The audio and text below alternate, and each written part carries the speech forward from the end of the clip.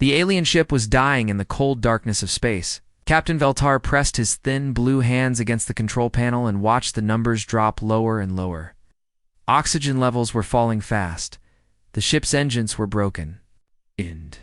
Communication system barely worked. In a few hours, he and his crew would be dead. Veltar looked around the bridge at his 11 crew members. They were all Zephyrians like him, with pale blue skin that glowed softly in the dim light. Their large eyes showed fear as they tried to fix the broken systems. Their delicate fingers moved quickly over the controls, but nothing was working.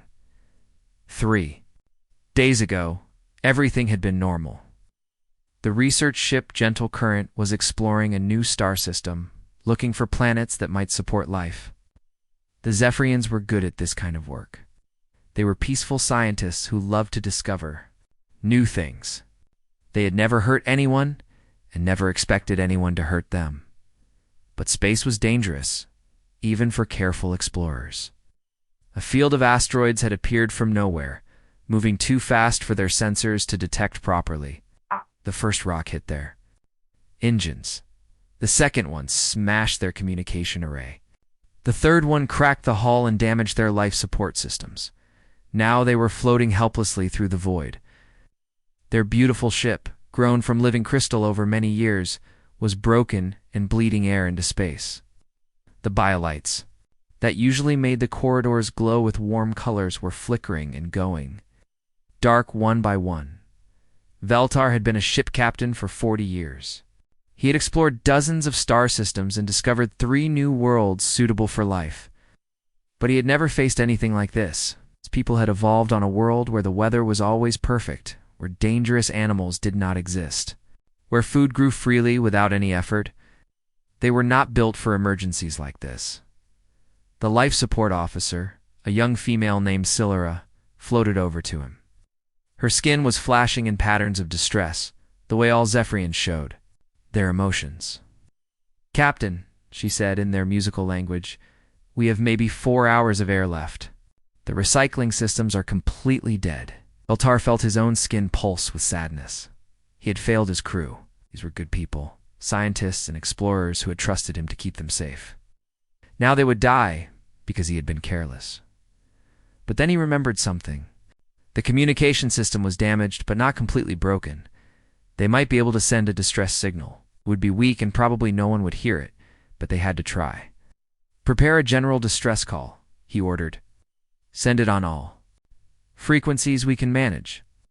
His communication officer, an old male named Torvin, worked at his station with shaking hands. "Captain, our signal will be very weak. This area of space is far from the main trade routes. The chances that anyone will hear us are very small. We have to try," Veltar said. "Send the message." The distress signal went out into the darkness. Carrying a simple message in the common galactic language, "This is the Zephyrian research. Vessel Gentle Current. We are dying. Our engines are broken and our life support is failing. We have no weapons and no way to defend ourselves. Please help us. We have 12 crew members. Our position is..." The coordinates followed, along with technical details about their ship and their biological needs. The signal was weak and full of static. It would fade quickly as it traveled through space. But it was their only hope. Meanwhile, far away in another part of the galaxy, something very different was happening. The human military ship USS Defiance was on patrol near the edge of Earth's solar system. It was a huge vessel, built for war, with enough weapons to destroy entire fleets.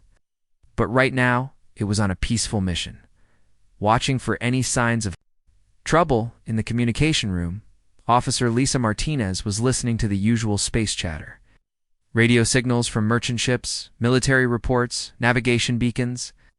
It was mostly boring work, but someone had to do it. Then her equipment picked up something unusual. It was faint and hard to understand, but it sounded like a distress call. Lisa adjusted her equipment and listened more carefully. The translation computer worked on the alien language, slowly turning the strange sounds into words she could understand. "Captain Murphy to the bridge," she called over the ship's intercom. "We're receiving a distress signal from an unknown alien vessel. Captain Jake Murphy was in his ready room, reading reports and drinking coffee. He was a big man with gray hair and scars on his hands from old battles. He had been fighting in space for 20 years, ever since the war with the Centauri rebels. He had seen combat, death, and destruction. But he had also learned the most important rule of space travel. When someone sends a distress call, you answer it. Murphy walked onto the bridge and looked at the main screen. His crew was already working, trying to get more information about the signal. These were good people, experienced soldiers and officers who knew their jobs well. "What do we have, Martinez?" Murphy asked. "It's definitely a distress call, sir," Lisa replied. "The ship is called the Gentle Current. They say they're dying. Engines broken, life support failing. They have 12 crew members and no weapons." Murphy studied the translation on his screen. The aliens sounded desperate and frightened. "We're asking for help from anyone who might hear them." "Where are they?" "About 6 hours away at maximum jump speed," reported the navigation officer. "It's right at the edge of our range, but we can make it." Murphy thought for a moment. This would be humanity's first contact with an alien species. The politicians and scientists back on Earth had been planning for this moment for decades. They had protocols and procedures and committees, but those aliens would be dead long before any official response could be organized. "Oh, Sir Martinez," said quietly. "They're really scared. I can hear it in their voices. They think they're going to die." V looked around his bridge at his crew. ACO saw the same expression on every face. These were soldiers, trained killers, who had fought in brutal wars. But they were also human beings who could not ignore someone in trouble. "All right, people," Murphy said. "Change course for those coordinates. Maximum speed. To prepare for a rescue mission. And get Dr. Woods up here. If we're about to meet our first aliens, I want our best scientists ready." The USS Defiance turned away from its patrol route and jumped into hyperspace, racing toward the dying alien ship. The crew moved with practiced efficiency, preparing for an operation they had trained for but never expected to actually perform. In the medical bay, Dr. Amanda Foster began reviewing everything humanity knew about alien biology, which was almost nothing. In the Marine quarters, Colonel Tony Blake briefed his soldiers on first contact procedures. In engineering, Chief Rivera checked the ship's systems and prepared rescue equipment. None of them knew what they would find when they reached the alien ship. They did not know that the Zephyrians were peaceful scientists who had never seen violence. They did not know that most alien species in the galaxy ignored distress calls from strangers. They did not know that they were about to change the course of galactic history. All they knew was that, somewhere in the darkness, people were dying and had asked for help. For humans, that was enough. The USS Defiance dropped out of hyperspace with a flash of blue light. Captain Murphy stood on the bridge and looked at the main screen. There it was, the alien ship floating in the darkness like a broken piece of art. It was nothing like any human ship he had ever seen. The alien vessel looked like it had been grown rather than built. Its hull was made of some kind of crystal that caught and reflected light in beautiful patterns. But now that crystal was cracked and broken, air was leaking out in thin streams that sparkled in the starlight before disappearing into space. "God," whispered Dr. Rachel Woods, the ship's science officer. She had just arrived on the bridge and was staring at the alien ship with wonder. "It's beautiful. It's beautiful. It's the most beautiful thing I've ever seen." "Pretty won't keep them alive," Murphy said. "What's their condition?" Lieutenant Commander Patricia Lee worked at her station, scanning the alien ship with every sensor. The Defiance had, "Life support is failing fast, sir. I'm reading 12 life forms aboard, all very weak. Their power levels are almost zero." Murphy nodded. "Open a channel. Let's talk to them." It took several minutes to establish communication. The alien ship's communication system was badly damaged, and the computer had to work hard to translate their language. Finally, a voice came through the speakers. It was soft and musical, but filled with fear. "This is Captain Veltar of the Zephyrian research vessel Gentle Current. Are you real? Please tell me you are real, and not just our dying minds playing tricks on us." Murphy stepped forward. "This is Captain Jake Murphy of the human vessel USS Defiance. We received your distress call. We're here to help." There was a long pause. Then Veltar's voice came back, sounding amazed. You came. You actually came. But why? We have nothing to offer you. We cannot pay you. You're just scientists. Murphy frowned. The alien captain sounded surprised that anyone had answered their call for help. That was strange. You don't need to pay us. You're in trouble, and we're here to help. That's all there is to it. On the alien ship, Veltar looked around at his crew with confusion. His skin was pulsing with patterns of amazement and disbelief. In all his years of space travel, he had never heard of anyone responding to a distress call without demanding payment first. Most species would either ignore such calls completely or show up only to rob the helpless ship. Captain Murphy, Veltar said carefully, we must warn you. Our ship is very fragile. These Zephyrians are not like most space travelers. We are researchers and explorers. We have no weapons and no experience with violence. If you mean to harm us, we cannot fight back. Human bridge crew looked at each other in surprise. Dr. Woods spoke up. Captain Veltar, we're not here to harm you. We're here to rescue you. Do you understand? We want to save your lives. Another long pause. Then Veltar's voice, even more confused. Save us. But you don't even know us. We are not your people. Why would you risk yourselves for strangers? Murphy felt a strange sadness. What kind of galaxy was this, where helping strangers was so unusual that these aliens couldn't believe it was happening? Because you need help, he said simply. It's enough. Dr. Woods began working with the Zephyrian science officer to understand their biology. Too much of anything could kill them. They were like delicate flowers that could only survive in perfect conditions. This is going to be tricky, Woods reported to Murphy. They're incredibly fragile.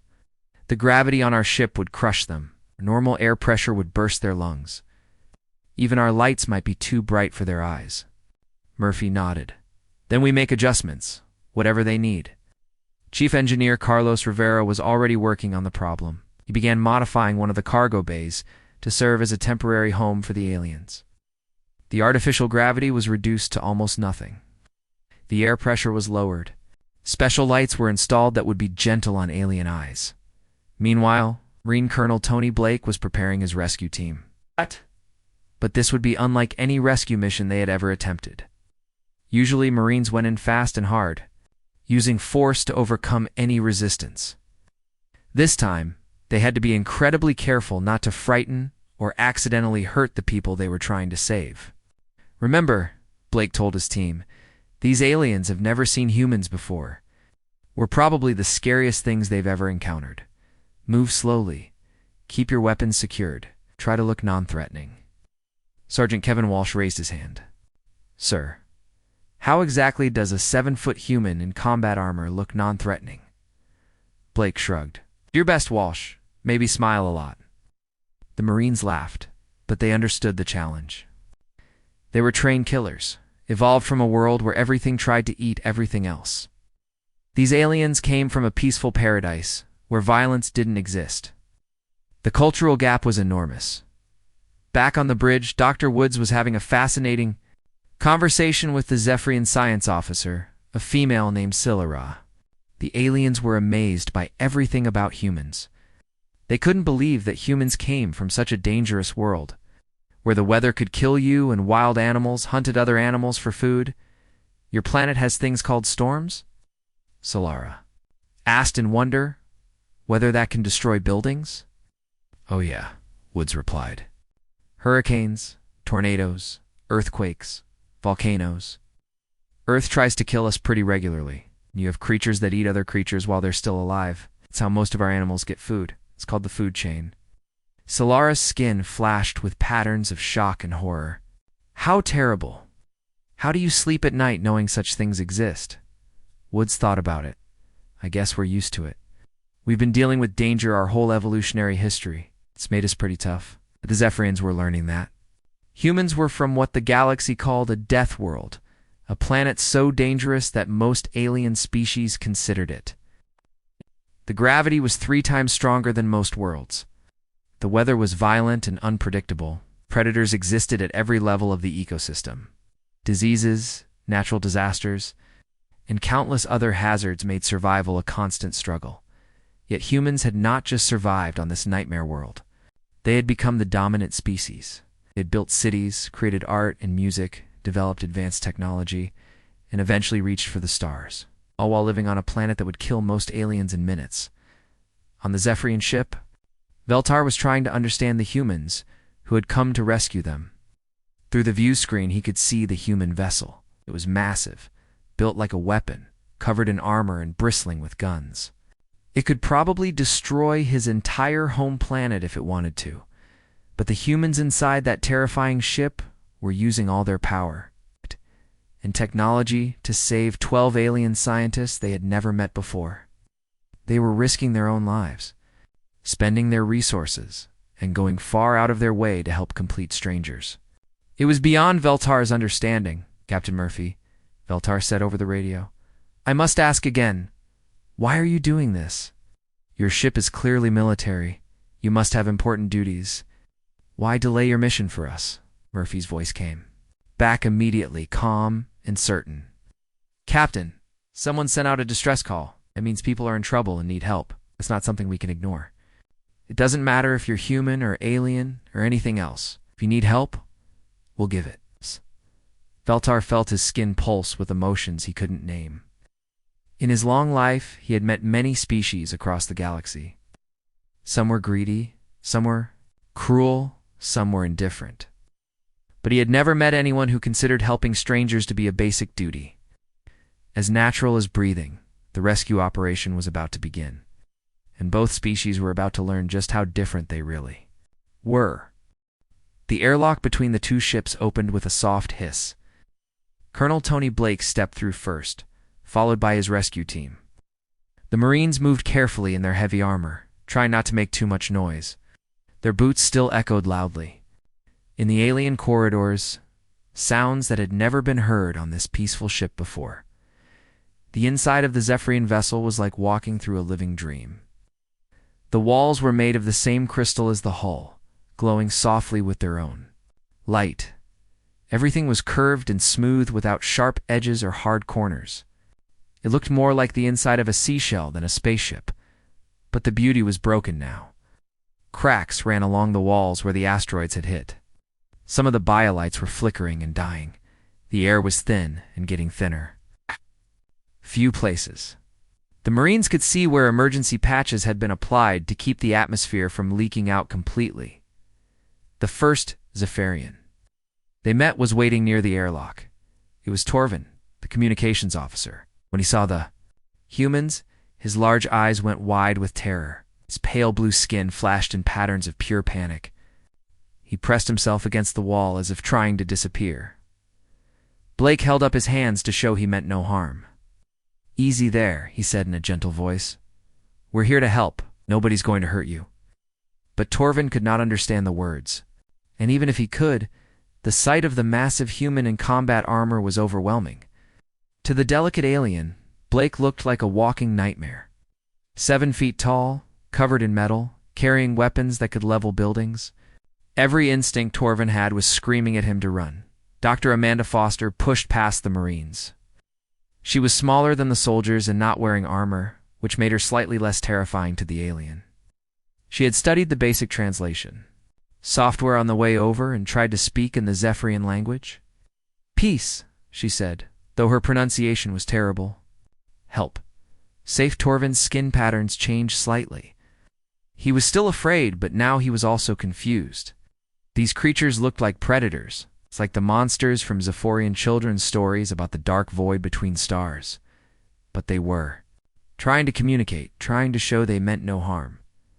Foster pulled out a medical scanner and showed it to Torvin. She pointed at him, then at the scanner, trying to indicate that she wanted to check his health.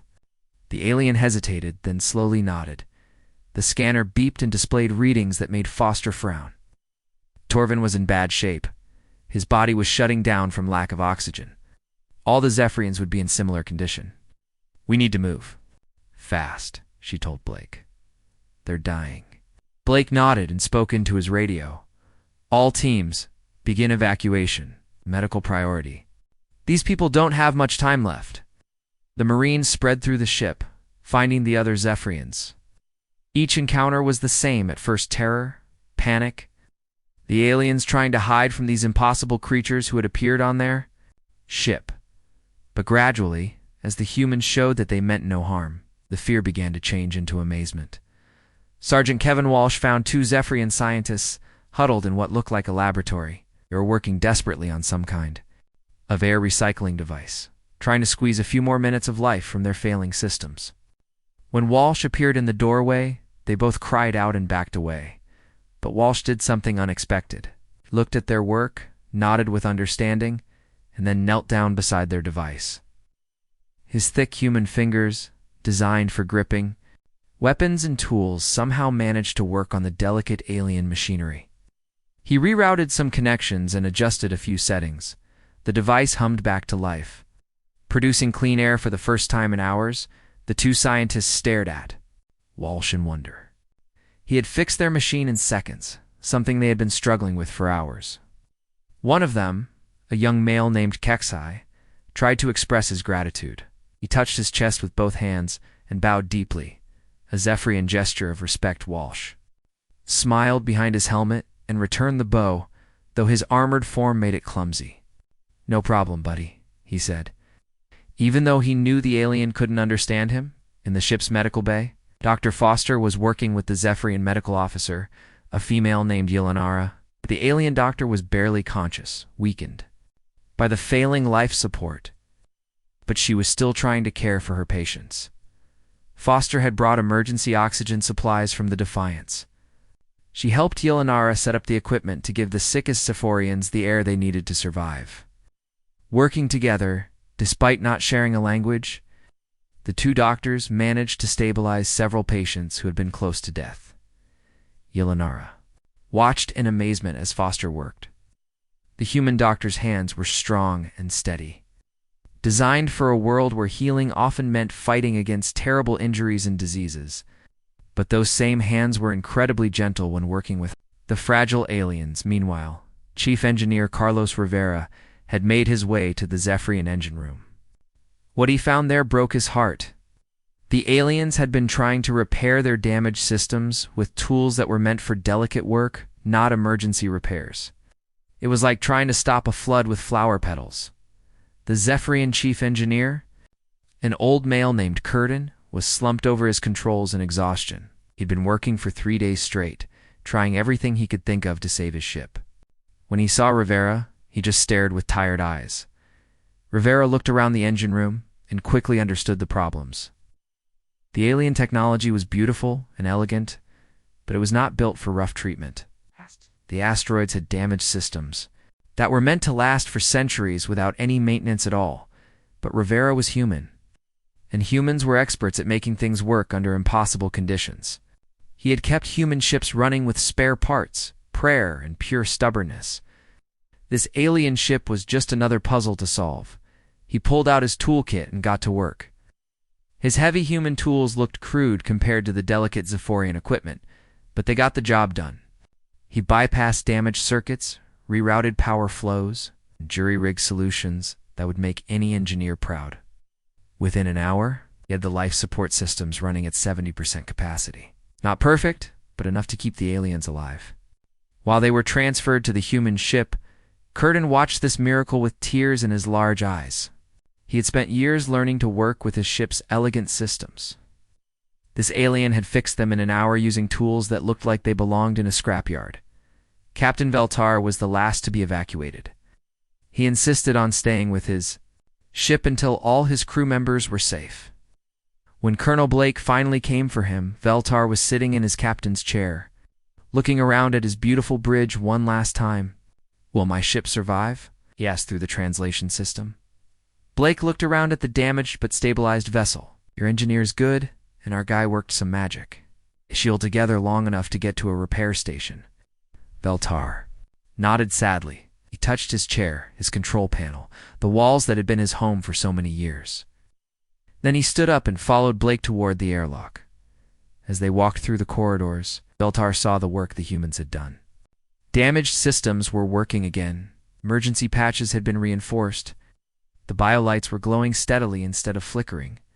"You fixed our ship," he said in wonder. Blake shrugged. We fixed what we could. It's what you do when someone needs help. Veltar felt his skin pulse with emotions he still couldn't understand.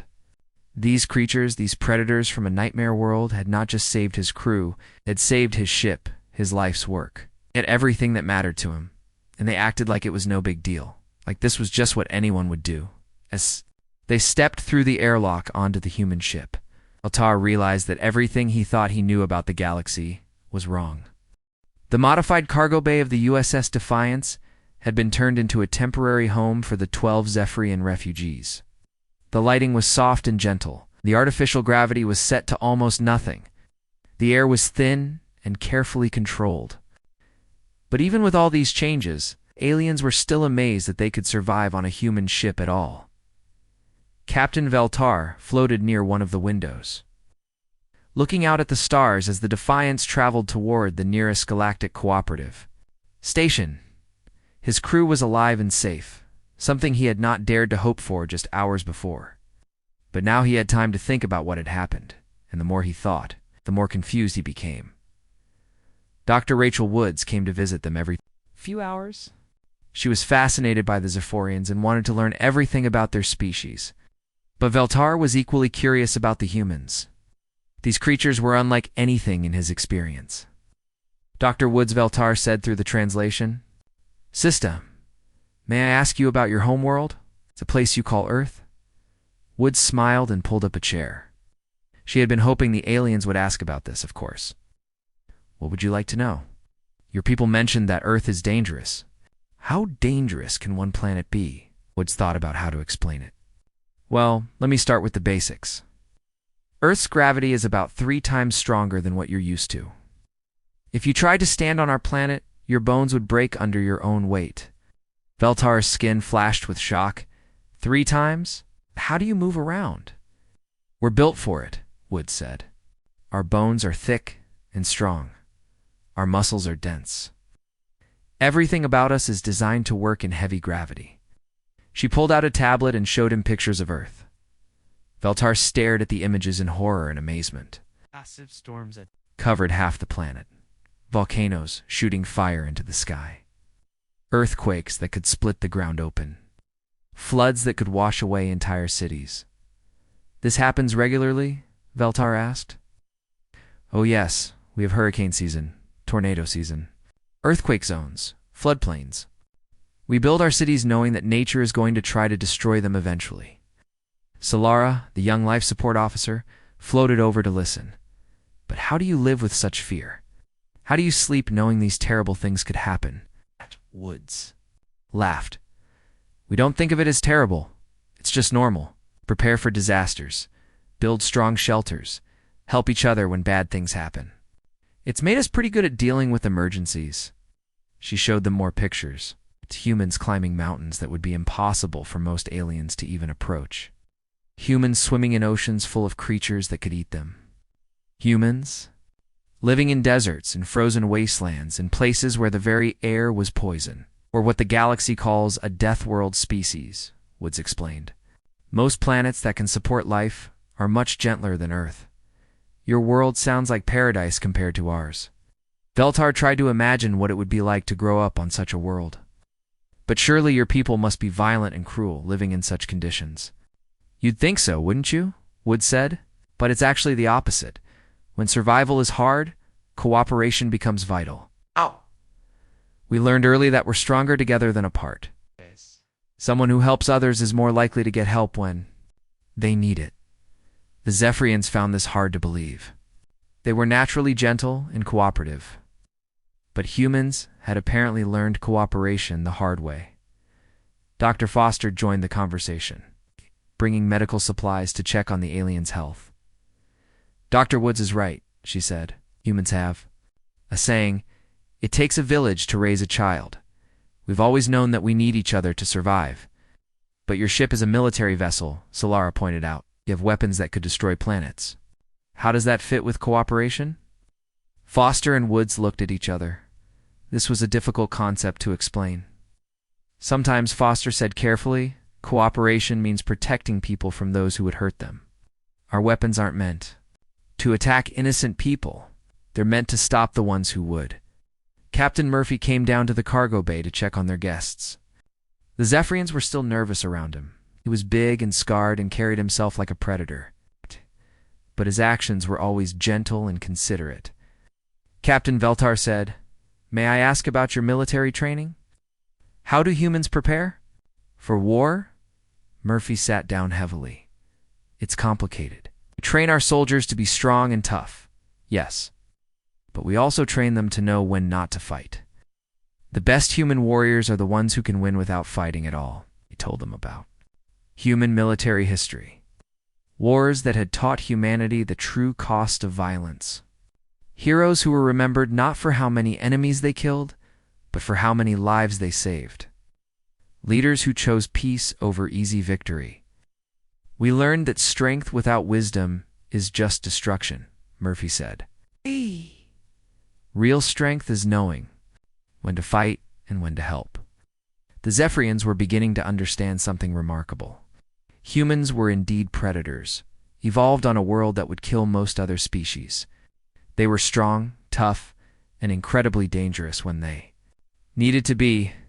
But that same harsh evolution had taught them the value of cooperation, compassion, protecting those who could not protect themselves. Lieutenant Commander Patricia Lee came by to give them a tactical briefing about the journey ahead. She explained how the Defiance would escort the damaged Zephyrian ship to the nearest safe port. "We'll have full sensor sweeps every hour," she said. "Combat patrols on rotating schedules. If any pirates or raiders show up, we'll be ready for them." Keksai, one of the rescued scientists, looked confused. "Pirates? Raiders? What are these things?" Lee paused, realizing that the Zephyrians might not understand such concepts. They're people who attack and rob other ships. They're criminals who prey on peaceful travelers. The Zephyrian's skin flashed with horror. People attack each other. In space? On purpose? "Unfortunately, yes," Lee said. "Not all species are as peaceful as yours. Some make their living by hurting others." Veltar felt sick. "And this is common?"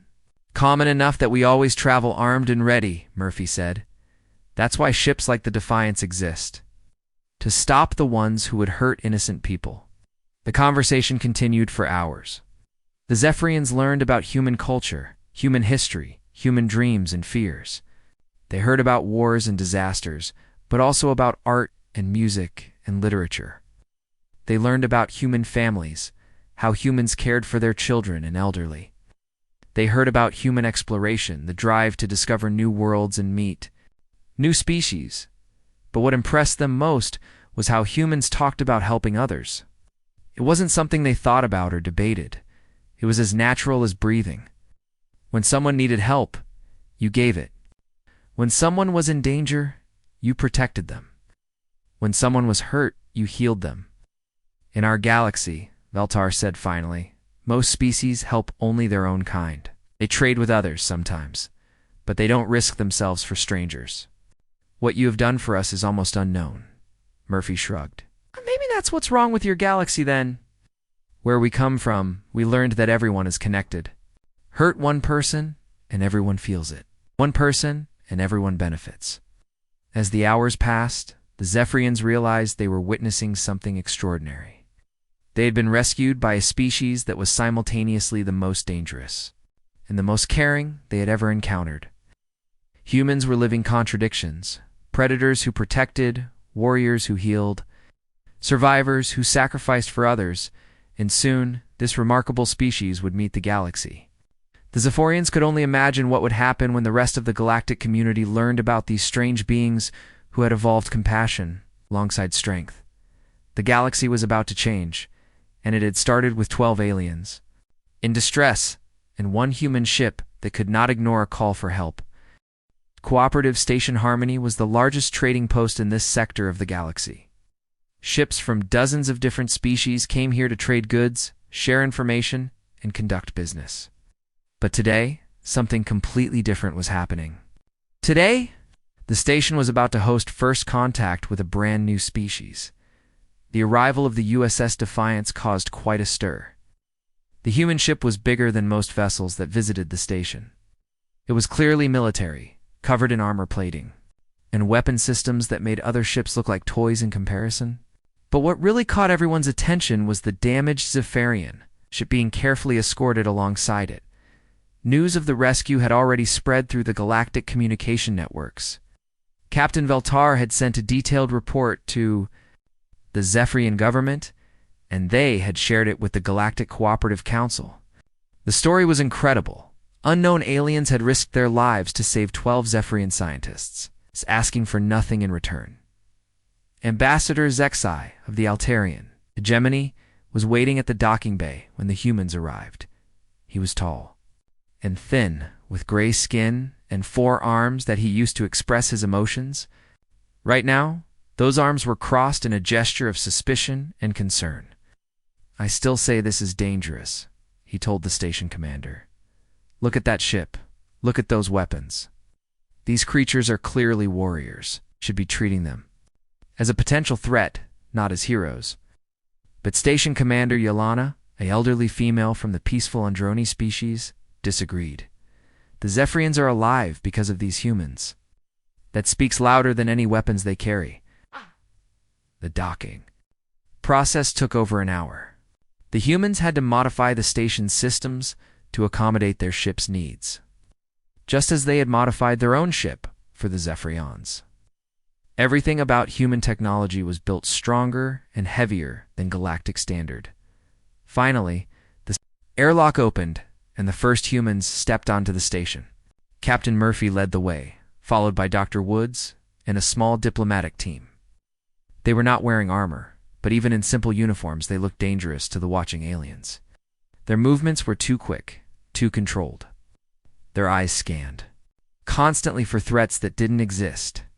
The assembled alien diplomats felt a chill of fear. These beings moved like predators, even when they were trying to be peaceful. But then Captain Veltar floated out of the human ship, supported by human medical staff. His skin was pulsing with patterns of gratitude and joy. Behind him came his crew, all alive and healthy thanks to human care. "These are my saviors," Veltar announced to the assembled crowd.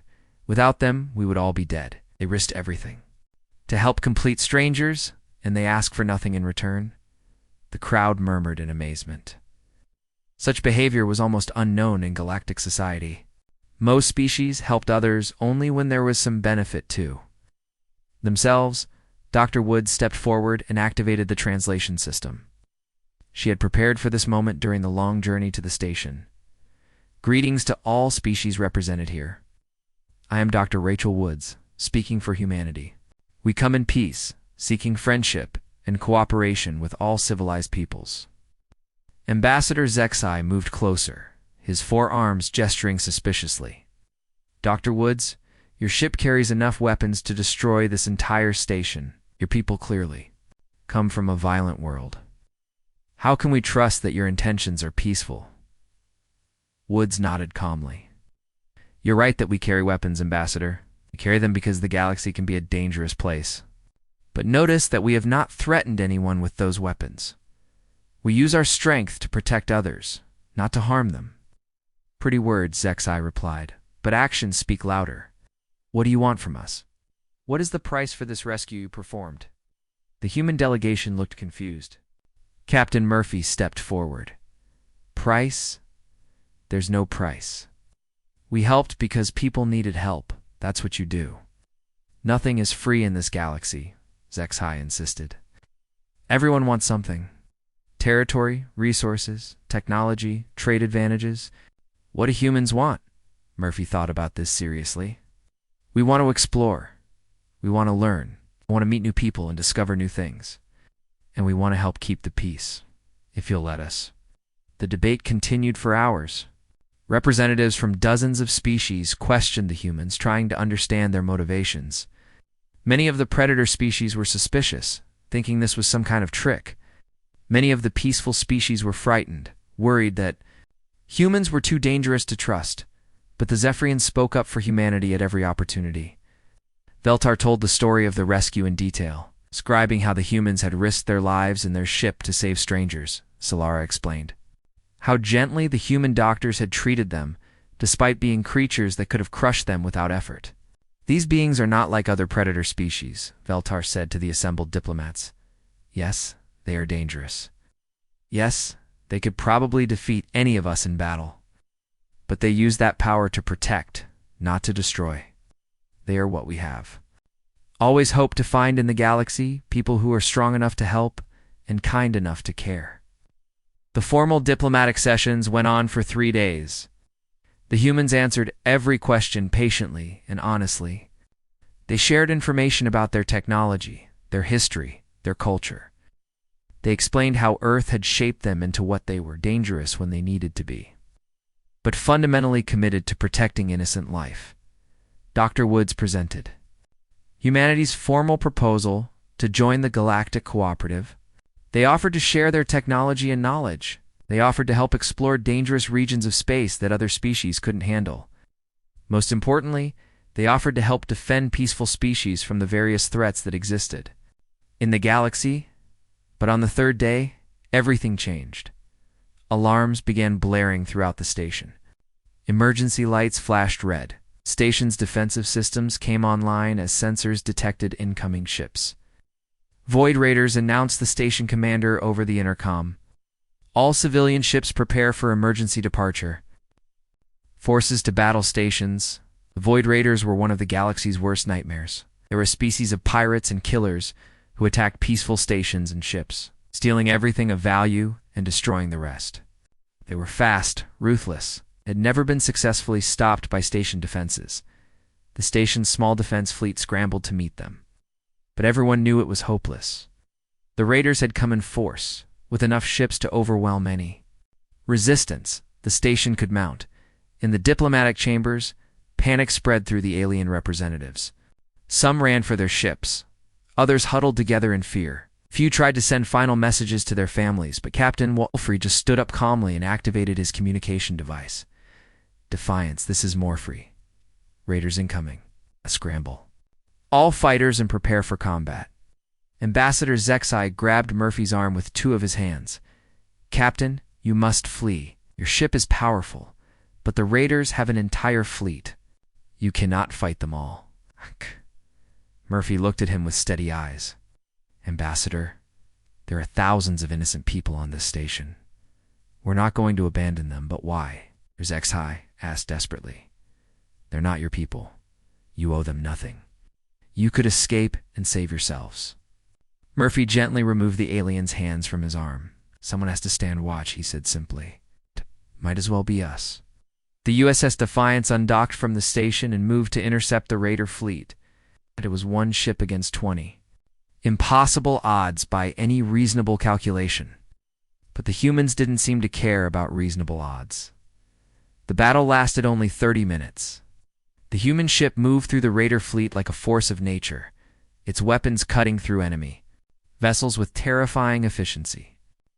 The raiders had expected to face desperate but hopeless resistance. Instead, they found themselves fighting someone who was better armed, better trained, and absolutely determined to protect the innocents behind them. When it was over 18, raider ships were destroyed or disabled. 2 had managed to escape. The station was safe, and not a single innocent life had been lost. As the Defiance returned to dock, every alien on the station watched in stunned silence. The humans had just done something that was supposed to be impossible. They had defeated the Void Raiders, and they had done it to protect people they barely knew. In the aftermath, human medical teams treated wounded raiders alongside injured station personnel. The galaxy finally understood what they were dealing with. Humans weren't just another predator species. They weren't conquerors or destroyers. They were guardians. The Galactic Cooperative Council voted unanimously to offer humanity full membership. But more than that, they asked humans to take on a special role, to serve as the galaxy's protectors. Using their unique combination of deadly capability and moral commitment to defend those who could not defend themselves, Captain Murphy accepted. On behalf of humanity, with the same simple determination he had shown from the beginning, someone has to stand watch, he said. Might as well be us. And so humanity took its place in the galaxy, not as conquerors or overlords, but as the guardians. of peace. It had all started with 12 dying aliens and one species that couldn't ignore a call for help.